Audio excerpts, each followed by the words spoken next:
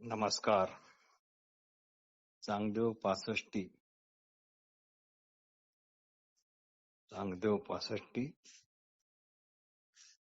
भाग 6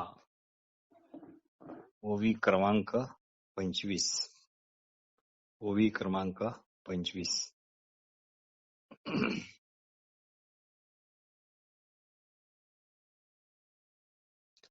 एवं एकची झाली ती होती, तिन्ही गेलिया एकच व्यक्ती, तरी तिन्ही भ्रांती एकपण मात्र साच.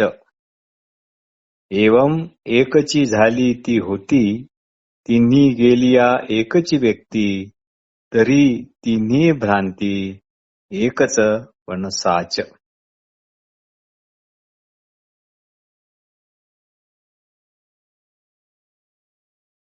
केवळ अविद्येच्या प्रभावामुळे एकच चैतन्य द्रष्टा, दृश्य, दर्शन असे 3 रूपात विभागलेले भासते. वस्तुतः द्रष्टा, दृश्य, दर्शन यांना स्वतंत्र सत्ता नाही. त्यांना प्रकाशित करणारे चैतन्य तत्व मात्र एकच आहे. इकडे आपले लक्ष नाही, पण जर आपण इकडे लक्ष दिले की सर्व गुंताळा हा लक्षात येऊन तो का झाला हे पण कळते व शेवटी एकच चैतन्य तत्व सर्व ठिकाणी आहे असा दृढ बोध होतो व कळते की त्रिपुटी आहे ही आपली एक केवळ भ्रांती आहे आणि ती भ्रांती गेली की एक अफूट चैतन्य तत्वच उरते. मात्र हे सर्व आपल्याला आत्म अनात्म विचार केल्यावरच कळते.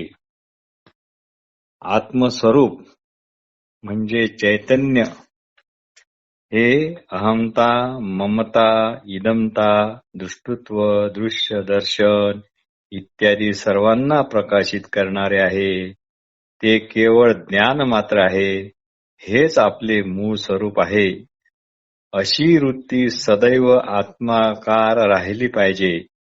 आरशात एकच मुख 2 ठिकाणी असल्याचा भास होतो, तसे आत्मस्वरूप नाही. विहीर खणण्यापूर्वी पाणी बुडात साठवलेलेच असते. ते दिसत नाही एवढेच, पण तिथे खणताच ते दिसते आणि ते आहे असे समजते. ते आहे असे समजण्यापूर्वी पण ते आहेच असते. याप्रमाणे आत्म अनात्म विवेक करण्यापूर्वीही आत्मस्वरूप नित्य विद्यमानच आहे.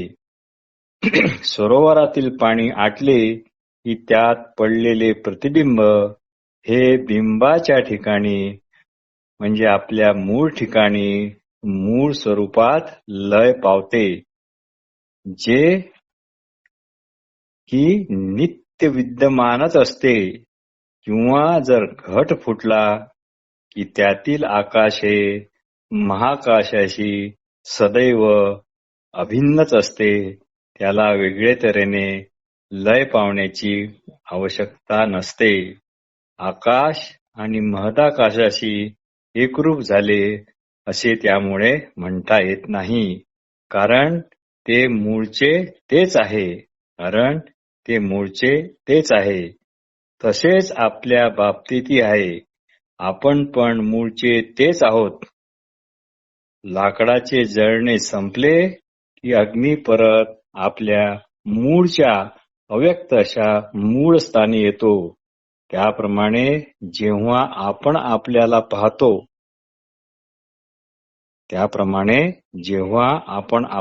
पाहतो तेव्हा वस्तुतः आपणच आपल्या मूळ स्थितीमध्ये असतो. जसे जिव्हेनेच आपली चव पाहावी, डोळ्यानेच आपले बुबुळ पाहावे, तसे हे नवल घडते. प्रकाशानेच प्रकाशाला आलिंगावे, आकाशानेच आकाशावर लोळावे, किंवा पाण्याच्या पिशवीत पाणीच भरावे, तसे हे नवल आहे. आपणच आपल्याला पाहणे ही अशा प्रकारे संपूर्ण अद्वैत स्थिती आहे. इथे द्रष्टा, दृश्य इत्यादी आणि दर्शन अशा त्रिपुटीचे नाव गावही नाही. हे आत्मस्वरूप पहिल्यापासूनच पाहायचे असते. हे आत्मस्वरूप पाहण्या वाचून पाहायचे असते. काही न जाणता जाणायचे असते. एका आत्मवस्तूच्या अज्ञानामुळे एवढ्या मोठ्या व्यर्थ जगाला आणण्यात आले आहे व सुखदुःखाला कारण बनवण्यात आलेले आहे आणि त्यामुळे हर्षखेद इत्यादीच आपण व्यर्थ फसतो व मी तूपणा आपल्या कायमच्या मागे लागतो. ओवी क्रमांक 26. ओवी क्रमांक 26. दर्पणाच्या आधी शेखी मुख असतची असे मुखी. दर्पणाच्या आधी शेखी मुख असतची असे मुखी. माझी दर्पण अवलोकी आन काही होय. माझी दर्पण अवलोकी आन काही होय. दर्पणाच्या आधी शेखी मुख असतची असे मुखी. माझी दर्पण अवलोकी आन काही होय. आकाशात ज्यावेळी आपण आपले मुख आरशात ज्यावेळी आपण आपले मुख पाहतो. आरशात ज्यावेळी आपण आपले मुख पाहतो नंतर आपण आरसा उलटा करून ठेवतो. या दोन्ही अवस्थेत आपले मुख हे आपल्या मानेवर जसेच्या तसेच राहते. म्हणजेच आरशात दिसते म्हणून आहे आणि उलट्या आरशात दिसत नाही म्हणून नाही असे कधीच होत नाही. सरळ आरशाचा किंवा उलट्या आरशाचा मुखाच्या असण्या नसण्यावर काहीही परिणाम होत नाही. तसे आपला असणेपणा हा स्वयंभू आहे. त्याला कुठल्याच पुराव्याची किंवा कुठल्याच साक्षीची गरज नाही. अविद्या हाची महिमा नसे त्याचा वाटे गरिमा. अविद्येचा हाच महिमा नसे त्याचा वाटे गरिमा. मुखची पाहता प्रतिमा मुखची वाटे. असा हा अविद्येचा महिमा आहे.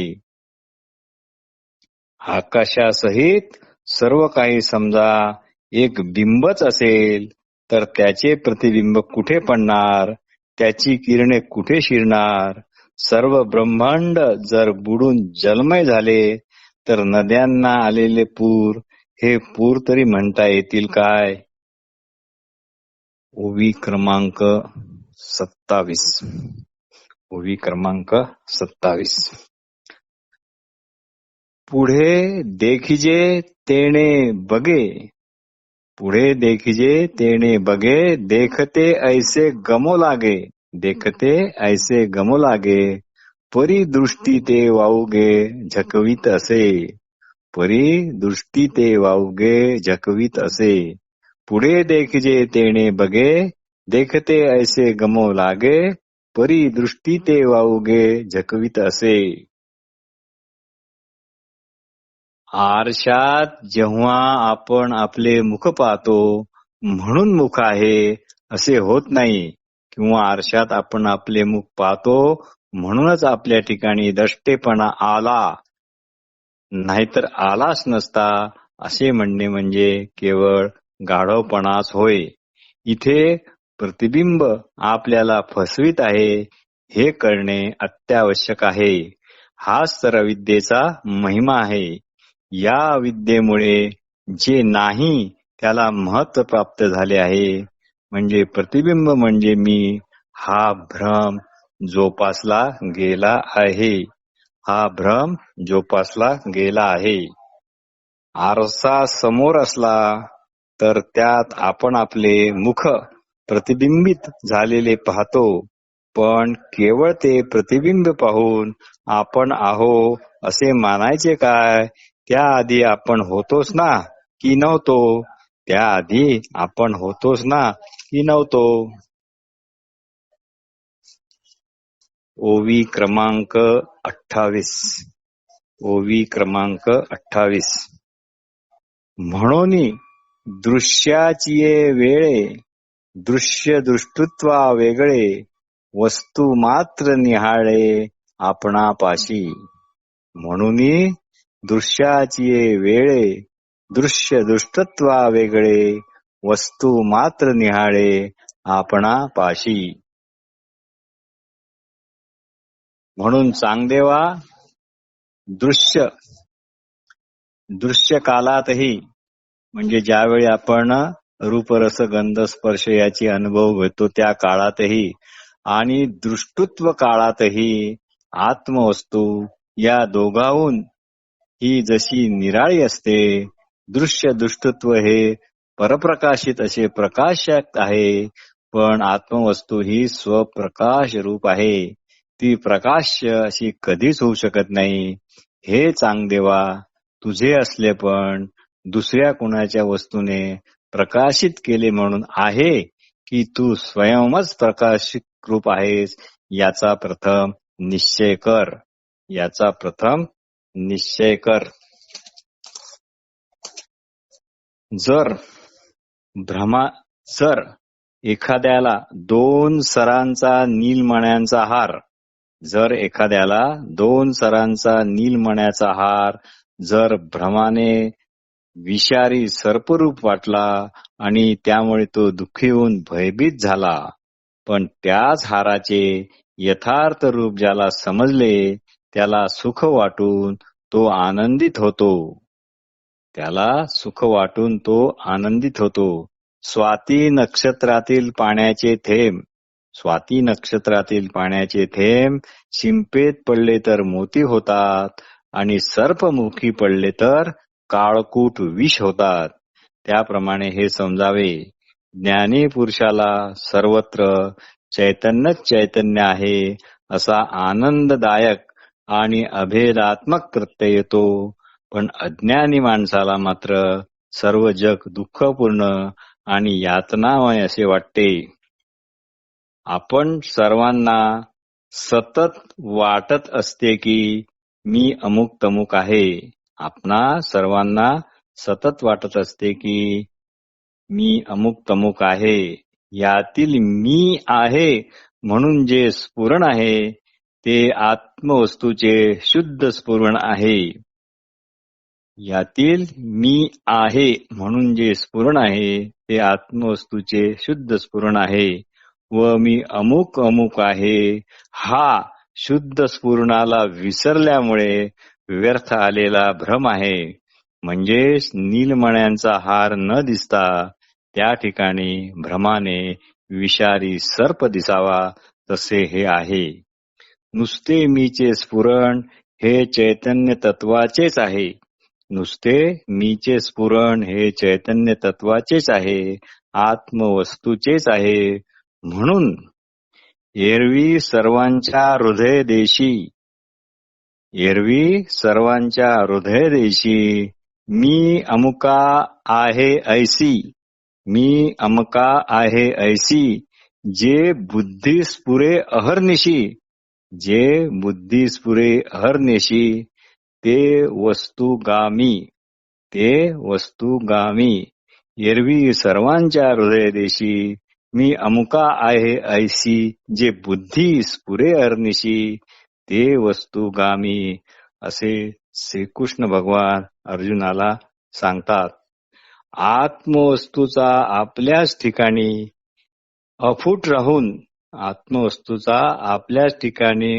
राहून स्फुरण्याचा सहज स्वभाव आहे व ज्या आत्मवस्तूला आपण स्फुरत आहोत याची जाणीवही नाही, कारण आत्मवस्तू सदैव स्फुरण रूपच आहे.